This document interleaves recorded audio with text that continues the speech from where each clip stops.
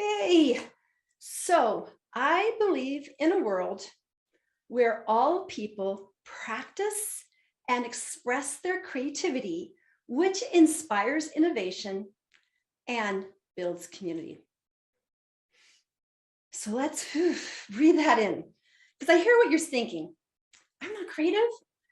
I didn't get that creativity gene. I can't even sing and tone deaf, and I can only make stick figures. But here's the deal. We are all creative. I'm a vocal coach, and I've coached hundreds of students, and some of them were desperate cases, could not sing in tune. They'd be laughed out of Simon Cowell's editions, but they did learn to sing. And as a young mom, I had a goal of singing opera. And so it took me years into my 40s before I actually got a paid opera role. So let's go back and think about what happened in elementary school. So your teacher is going to give you an art assignment. We're doing art, we're going to make trees. We have a brown trunk. We're going to take a brown kind of the other things on the trees, and you have two choices. You have green leaves or you have red leaves. But perhaps you love Dr. Seuss and you want to do a space age tree with a purple trunk and pink leaves and sparkly things. And the teacher says, you're not doing it right. That's not what we're supposed to do. That's not a real tree. And here's another one. A kindergartner is so excited to perform with her class to the parents. The day before, the teacher comes to that child and says, just mouth the words, don't sing. I actually had a student that had that very experience. And sometimes it's families. They'll say things like, oh, Susie, she got grandma's singing voice, but you inherited Fred's tin ear. Yeah, so shaming shuts down that creative spirit. So let's kind of get into this a bit more. Again, we are all creative. It is hardwired into us, and shame shuts that down. So we're going to kind of do some redefining. Here's one. You create your life every time you make a decision. That's creativity. Here's another one. We put two different things that don't go together. And then, wow, perfect example, salted caramel.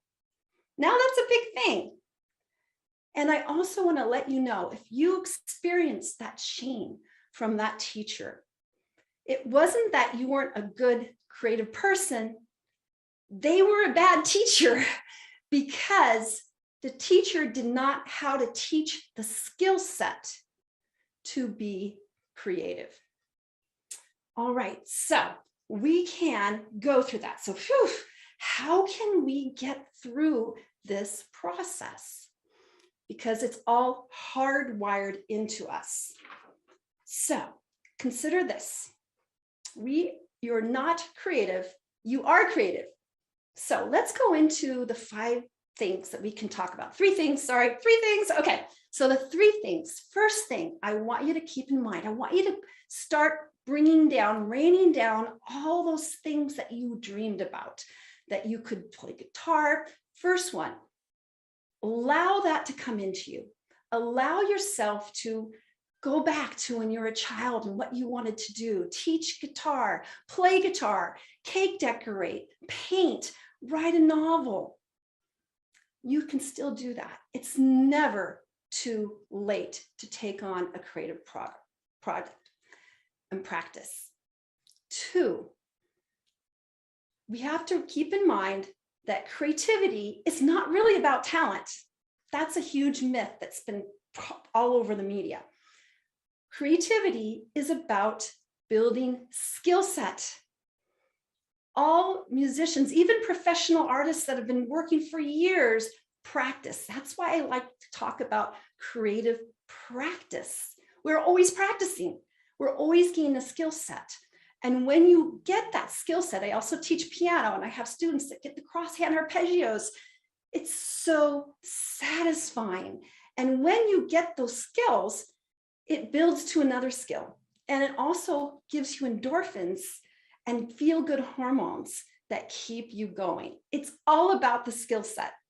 And then 3, never on the planet in this world have we had more access to teachers, just like they're talking about, because we have teachers locally, but we have online teachers that can teach everything from knitting to jewelry making and cake decorating, either working online one-on-one or online courses. So there's no limit to our creativity. And creativity also helps us mentally, physically, spiritually. Just like we meditate, we journal, we need to have a creative practice because it aligns body, mind, and spirit. All right, so now I'd like you to think, let everything drain in. You can have more than one creative project, but practice is in the key. And you can let go of that pain, tell that bad teacher, like, you don't know what the fuck you were talking about. You can do it. And so I would love to have you talk to me. I'm a vocal coach. I've trained so many singers and I've helped people remove those painful blocks that kept them from expressing their true desire to be a creative person and have a creative practice. Again, it's all in the practice. Yes. And so before I leave this stage, I want to give you one more nugget. As we create in our micro level, we are also creating on a macro level. We are all here today in this time to create a world that works for all of us. And the way we do that is we visualize it first. We have that vision, we feel it, we breathe it in. And again, we don't need to know the how, but we are going to create a way to go forward because we are here today to create a world that works for all of us.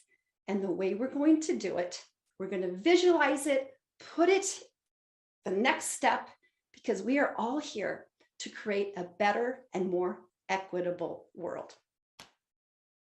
Thank you so much.